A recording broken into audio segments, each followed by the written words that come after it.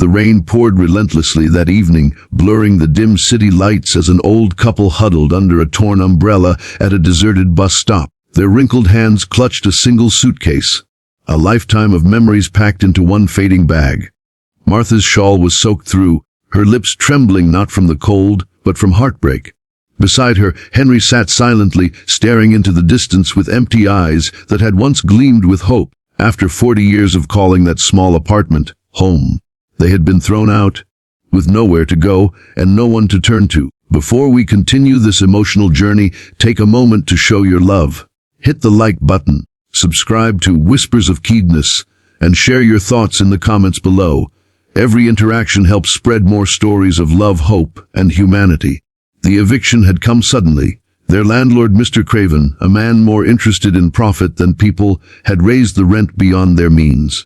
Henry's health had declined after years of factory work, leaving him with a pension barely enough to buy medicine, and Martha's arthritis had made it impossible for her to continue suing for extra income. When they couldn't pay, Mr. Craven gave them a week to leave. A week to abandon the home where they'd shared laughter, tears, and countless mornings watching the sun rise through lace curtains. Martha had begged him, tears streaming down her face, "Please, just one more month. We've been here 30 years, Mr. Craven. We'll find a way." But he looked at her as though she were invisible. "Business is business, Mrs. Fletcher. I'm converting the building into luxury apartments. You have until Friday." And now, on that Friday night, there they were, the Fletchers, sitting at the bus stop, watching strangers hurry by, unaware of the heartbreak unfolding in plain sight. Their small town had grown colder over the years. People moved fast, talked less, and cared little. Henry squeezed Martha's hand gently. "We'll find somewhere," he whispered, his voice quivering. "Maybe the shelter." Martha nodded, though her heart sank. She'd always been the hopeful one, but tonight even hope felt heavy. "As long as we're together," she murmured, resting her head on his shoulder. The buses came and went, each one splashing puddles as it passed. No one looked twice at the fragile couple sitting there. The world seemed to have forgotten them, until a small miracle began to unfold. A young woman named Leela, carrying a box of pastries from the bakery where she worked, noticed the pair. Something about the sight stopped her in her tracks. She recognized the look, not of poverty but of loss. The kind of quiet, dignified sorrow that speaks volumes. She hesitated for a moment before walking over. "Excuse me," she said softly. "Are you both okay? Do you need help?" Martha forced a smile. "Oh, we're fine, dear. Just waiting for the next bus." "To where?" Leela asked. There was silence. Henry looked away, his pride wounded. Martha's eyes filled with tears she tried to hide. Leela knelt down beside them. "You don't have anywhere to go, do you?" Martha shook her head slightly. "We'll be fine. We've been through worse." Leela's heart ached. Something about them reminded her of her own parents, the ones she never had. She had grown up in foster care, passed from home to home, always dreaming of a family like this, gentle, loving, and kind. "Come with me," she said suddenly. "Just for tonight. My apartment isn't much, but it's warm, and I've got soup on the stove."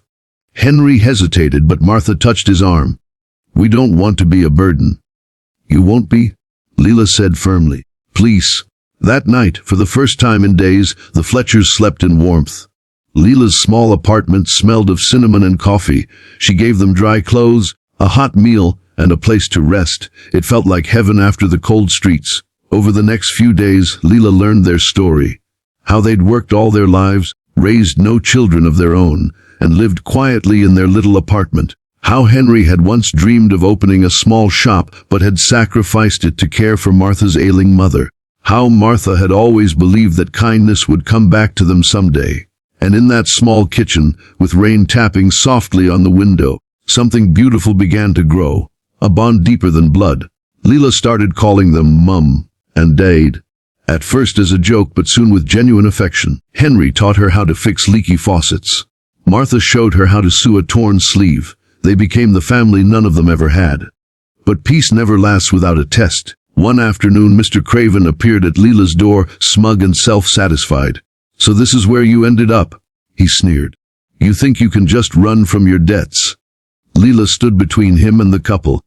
"They don't owe you anything," she said firmly. "You threw them out," and Mr. Craven scoffed. "They broke the lease. I have every right, right? Leela snapped.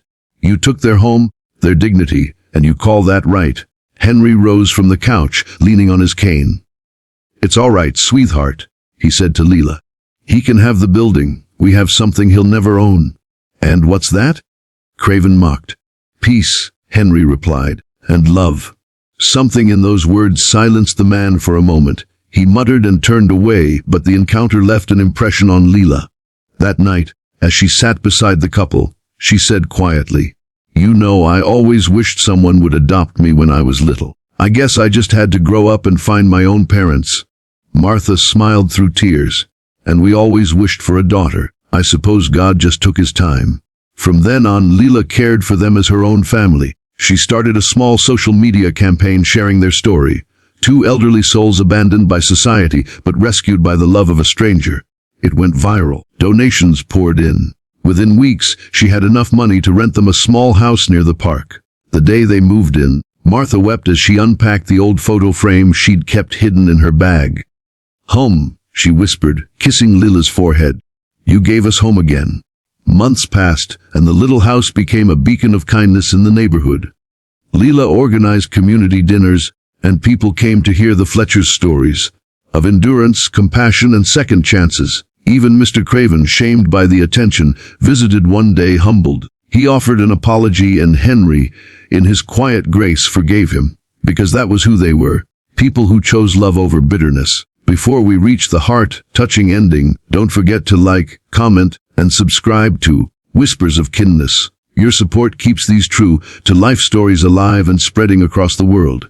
Years later, when Henry passed peacefully in his sleep, Leela held Martha's hand at the funeral. The world had turned cold once, but now warmth surrounded them. Friends, neighbors, and even strangers who had been touched by their story. Martha, frail but strong, looked at Leela and said, He always said love finds its way home. I think he was right. Leela smiled through tears. And you found me. The old couple who had once sat forgotten at a bus stop had found their forever family, not by blood, but by the miracle of kindness. Their story became a reminder that love doesn't always arrive in the form we expect. Sometimes, it finds us when we have nothing left to give and fills us with everything we've ever needed. Because family isn't who you're born with. It's who never lets you sit alone in the rain.